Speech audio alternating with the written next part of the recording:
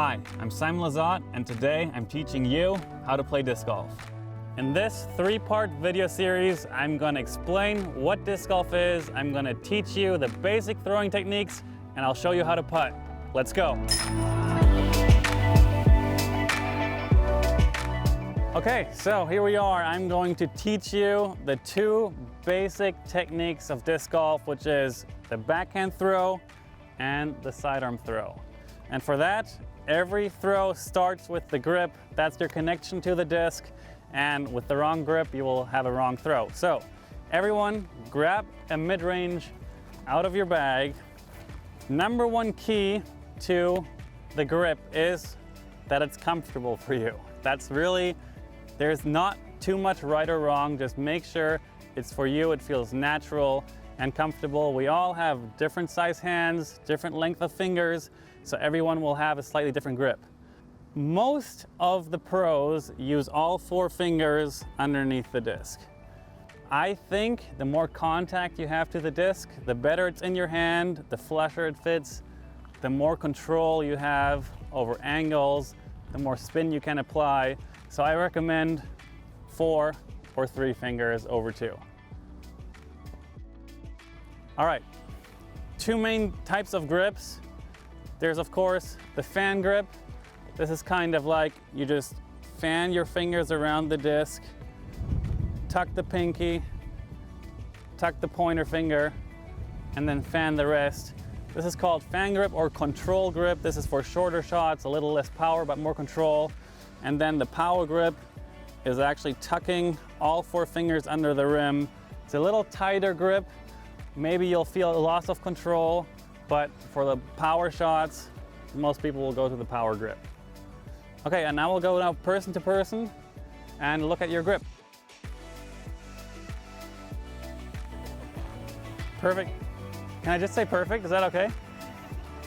All right, guys, looks like everyone has their grip down, looks comfortable, looks good.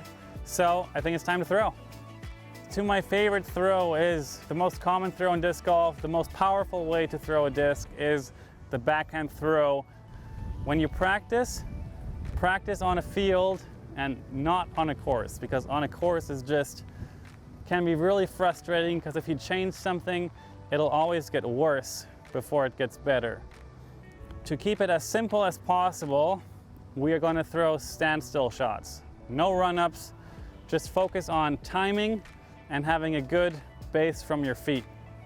Exactly parallel, very straight stance, more than shoulder width, and then your left foot, for you, your right foot, kick back so your toe would be touching your heel on the line and go to your toe. So you kick it back 1 foot and go to your toe. And this right here is the athletic stance you want before throwing a disc. Key number 1, using your shoulders. A lot of people, when they throw, only try to throw with their arm, and then obviously there's no power. Like if you reach back like this and try to throw, there will be no power whatsoever. But if you throw from here, go from here to here. And really important in this move is that you don't turn your arm with you. The arm stays straight. From here, straight arm. From here, straight arm. Don't over-rotate. Then we come to something, this is a bit advanced, but it's the slingshot effect, and this is all in your elbow. It's almost like, imagine there's a window here, and you're smashing the window with your elbow. Like almost like this is the move. And then incorporate this to here, to here. A great way to practice this swing is just with a towel, that you hold the towel here, reach back, and then you try to like snap it like this with your elbow. That's the move.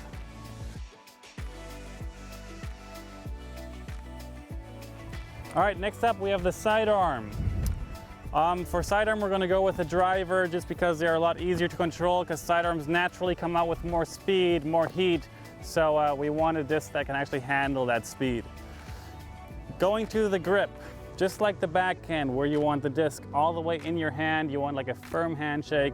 Same with the sidearm, all the way down so it touches the crevice of your fingers. And then a couple different options underneath the rim.